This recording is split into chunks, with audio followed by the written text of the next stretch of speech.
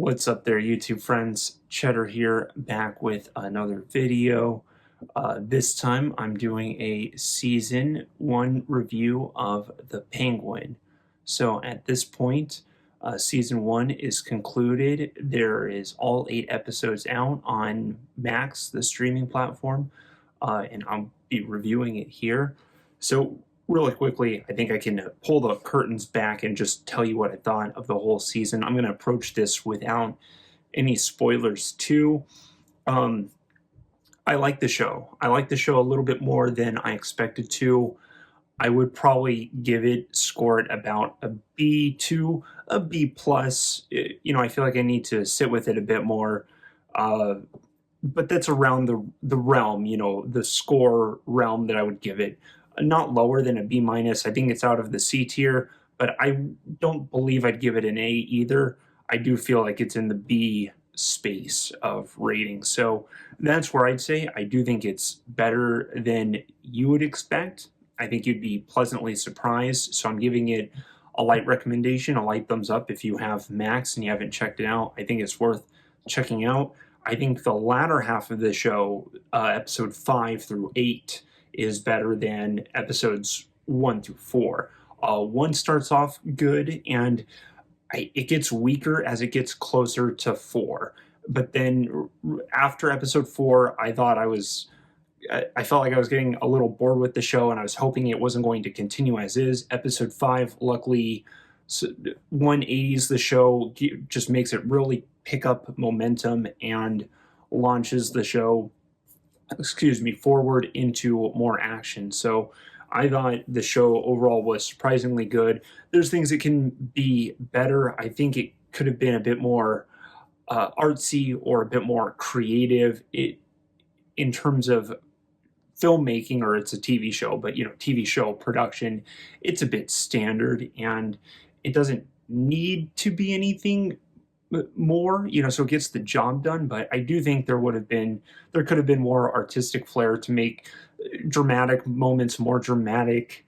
There's a couple characters that I think could have been a little stronger too. As far as the characters go, the title character Penguin is pretty great. He's the best part of the show. Colin Farrell, awesome job. I mean, he was my favorite part of the Batman movie, and he's my favorite part of the show. So luckily he's just on full display here, and he's very entertaining to see. His accent can be a little funny at times because it feels just like a bit of a comedic New York accent. He talks, when he says work, he says woik and dezoive, and I don't know, I've never met anyone with a strong enough New York accent to talk like that. It feels like a fake Bugs Bunny accent, and to speak in that manner, and so if you do have that accent, I guess let me know. I'm not sure how true his accent is I guess what I'm trying to confirm. I've heard strong New York accents, but not quite like how the Penguin talks. It feels a bit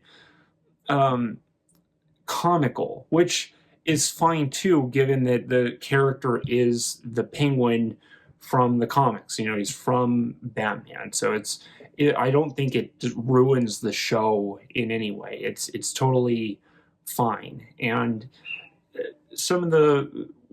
one other character that I think is good is Sophia. She is sort of the main antagonist of the show, but she's a pretty interesting character too. There's fun stuff with her, and I hope she comes back in later seasons. So I think she will, and the show actually sets up to the next Batman movie too, or at least I believe the next Batman movie. It might be another show.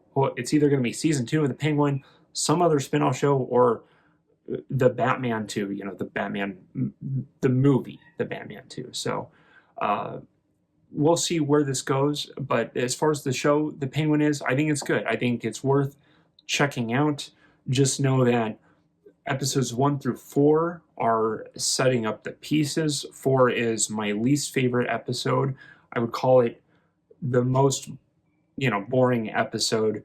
but it's fine for setting up some backstory too. It gets better as it goes along. It looks like I've got sorry, one of my characters toppled over. I'll pick it up in a moment, but uh, yeah. Anyway, the Penguin. It's worth checking out. It's a B. So uh, that's my non-spoiler review of the Penguin. There are spoilers that I want to discuss about the show, uh, but I think it's better for me to make a spoiler review of the show and just keep this video as a spoiler-free, quick review of the whole season and let you know if I recommend watching the show. Is it worth getting into?